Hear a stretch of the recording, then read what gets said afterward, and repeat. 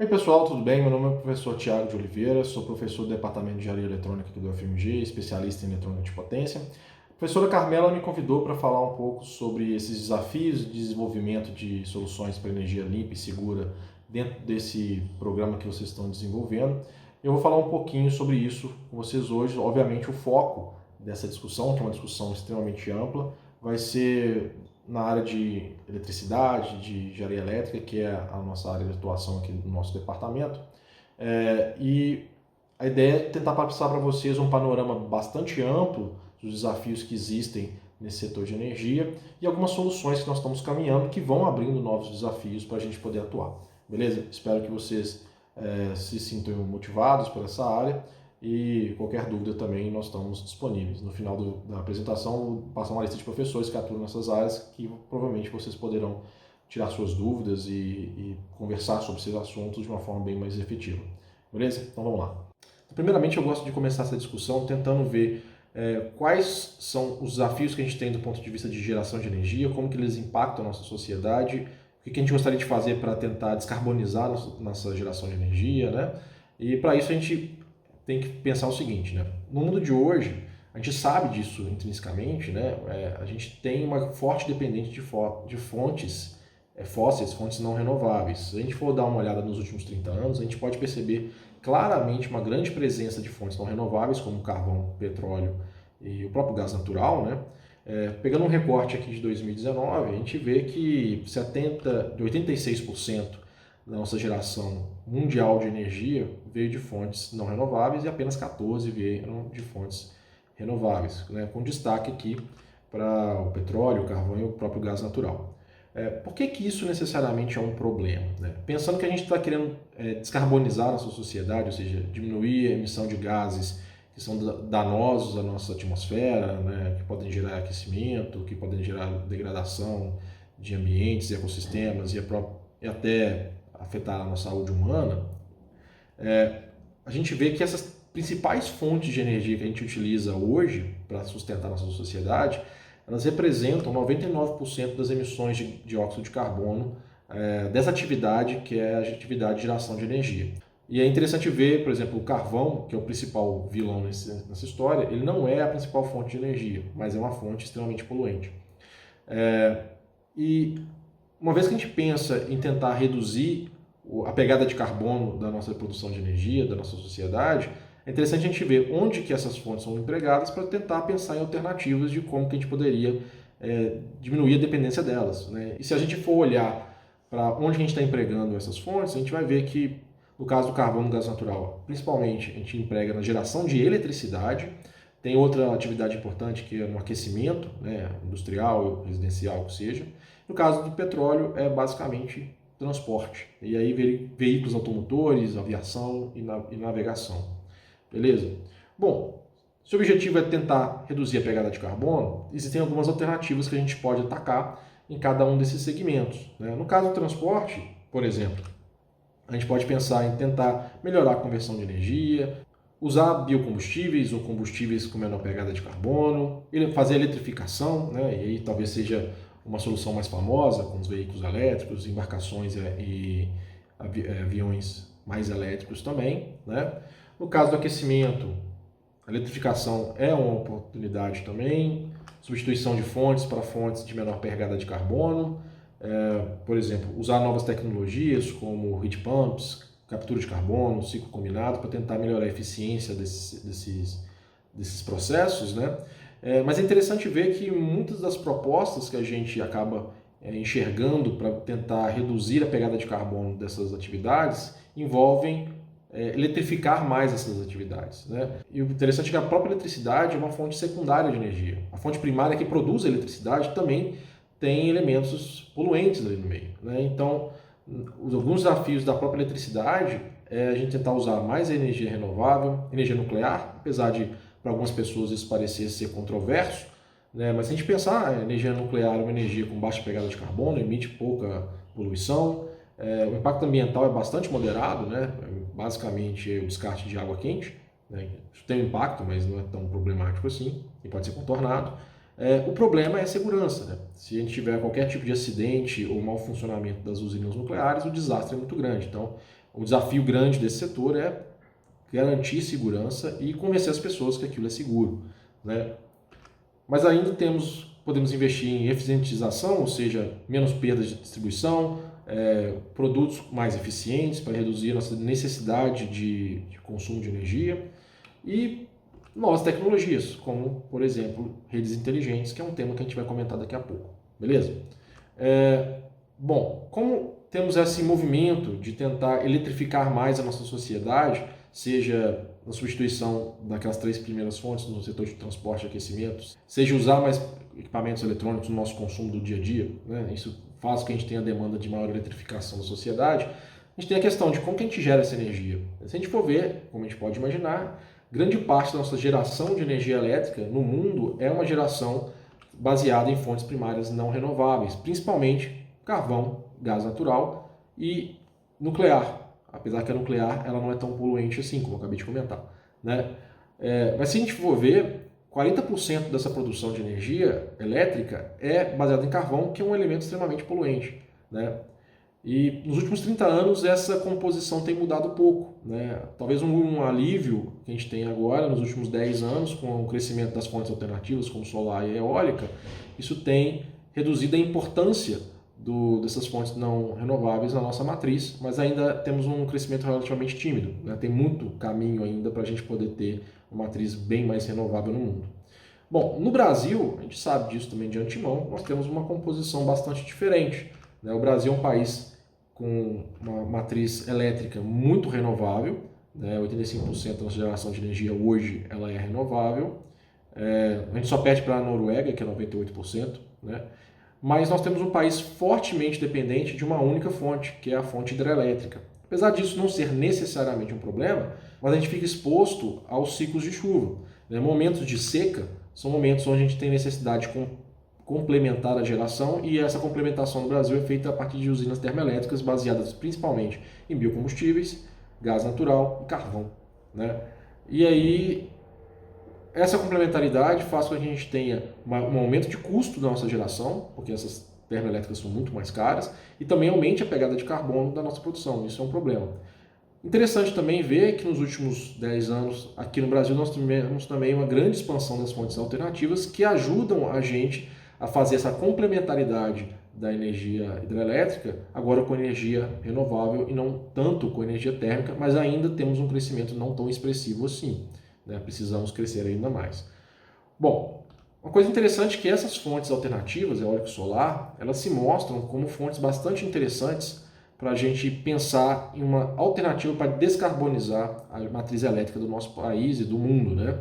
E elas têm umas características interessantes. Primeiro que elas são muito disponíveis, né? Em todo o país tem vento e sol, obviamente em intensidades diferentes. Isso pode gerar situações inviáveis de você explorar, mas se a gente pegar o Brasil como exemplo, a gente percebe aqui que nós temos uma capacidade solar gigantesca, talvez uma das maiores do mundo, né?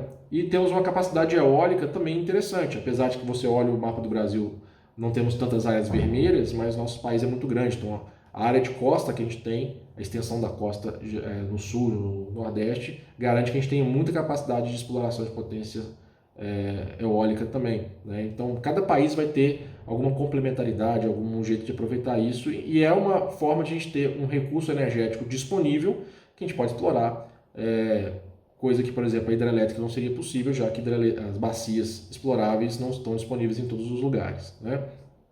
Bom, então nós temos essa vantagem da alta disponibilidade, uma redução da pegada de carbono. No nosso caso, no Brasil, isso vai trazer para a gente redução da dependência da fonte hidrelétrica, que é muito interessante também. Mas também temos características desafiadoras no uso e na exploração dessas fontes alternativas. Principalmente, elas são fontes intermitentes, né? Então a gente não consegue garantir o momento da geração de energia, porque depende da disponibilidade de radiação solar ou de vento, né? Isso faz com que a gente tenha flutuação de potência nos pontos onde elas são conectadas, problema de qualidade de energia quando tiver muita penetração, ou seja, muitas fontes no mesmo lugar, e uma inexatidão da geração de energia. A gente consegue prever com exatidão qual é a potência produzida. Isso significa que a gente tem que ter alguma estratégia de compensação para que essa flutuação não se propague muito para a nossa rede, né? A gente também tem baixo fator de capacidade, ou seja, uma potência instalada não se converte necessariamente para uma potência, uma energia produzida plena, né, como a hidrelétrica isso significa que a gente precisa de algum tipo de backup de energia para cada expansão que a gente tiver de potência instalada, isso não se converte em uma energia firme para o nosso país ou nosso mundo. E nós temos um alto custo de geração ainda comparativamente a outras fontes como a hidrelétrica. Isso faz com que a gente tenha necessidade de políticas de incentivo para o curto e médio prazo, para essas áreas se expandirem, e a gente tem que pensar em desenvolvimento para o longo prazo para elas serem sustentáveis sem subsídios, né? Bom, dentro desses desafios, quais são as alternativas que nós temos hoje para tentar melhorar a expansão dessas fontes alternativas no nosso mundo, né? A principal delas é a geração distribuída, que é uma geração onde a gente vai trazer a produção para o consumidor, não mais colocar essa geração dispersa na nossa terra, né? Isso traz ganhos, porque isso reduz perdas de distribuição, isso aumenta a competitividade da solução, uma vez que agora essa geração está na ponta de consumo e não na ponta de produção, e a diferença de preço é muito grande, né, da tarifa de energia, né? Isso alivia a carga do sistema de distribuição, então melhora o nosso retorno de investimento nessas linhas, né? Mas traz desafios, que é como que a gente vai remunerar o consumidor pela energia produzida localmente, como que a gente lida com a proteção da rede agora que é a nossa energia bidirecional, como que a gente lida com a questão da intermitência mesmo dessa geração, como que a gente lida com o alto custo de implementação inicial, que pode ser pesado para pessoas físicas, né?